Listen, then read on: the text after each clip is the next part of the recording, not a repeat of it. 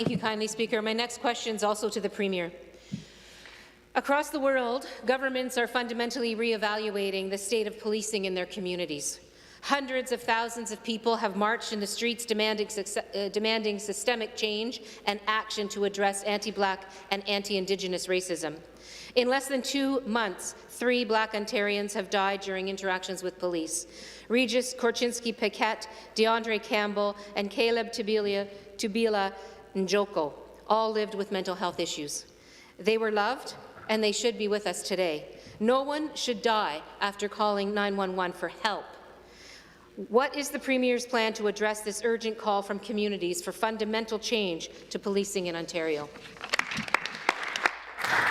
The Solicitor General to reply for the government. Thank you very much. I think we all understand and recognize that policing and community safety has changed in the last number of years.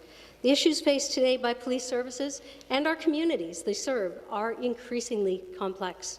As part of our government's $174 million commitment to address mental health and addiction in fiscal year 2019-20, the Ministry of Solicitor General and the Ministry of Health announced $18.3 million in new funding to support those affected by mental health and addiction challenges in the justice sector. This includes $6.95 million for new mobile crisis teams with dedicated safe beds and transitional case managers. Speaker, I think we all understand that when almost 40% of police calls are interacting with individuals who have mental health or addiction issues, we need to do things differently, and that's why our government has made such a strong commitment to mental health and addiction. Thank you.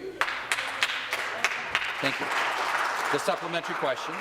Well, Speaker, for decades, governments ignored the crisis of communities, whether it's the Liberals' failure to act on recommendations from the Roots of Youth Violence report, which they commissioned, or the Ford government's decision to roll back police oversight, cut millions from anti-racism and education programs, and axe $335 million in mental health funding. Tackling systemic racism requires real action. The SIU must include public, independent oversight. We need to truly end carding, and we have to fix the imbalance between policing costs and armed crisis response versus meagre investments in community supports and mental health rollbacks that this government has made. Will the Premier commit to take these long overdue first steps to address systemic racism in the province of Ontario? Again, the Solicitor General will reply. Speaker, there are so many parts of that statement, it's not really a question, that I could delve further into, but let's start with the Anti-Racism Directorate. There has been zero change in the amount of budget that they have done, and frankly, they have done some incredible things already, including mediating partnerships between the Hamilton-Wentworth District School Board and the Hamilton Centre for Civic Inclusion to support Black youth in Hamilton-Wentworth District School Board. I would have thought that the member opposite would have known about that since it was in Hamilton. We've supported the Toronto District School Board and the Children's Aid Society of Toronto to address anti-Black racism in their respective organizations. The Anti-Racism Directorate has supported Durham Region School Board with developing anti-Black racism training for kindergarten teachers.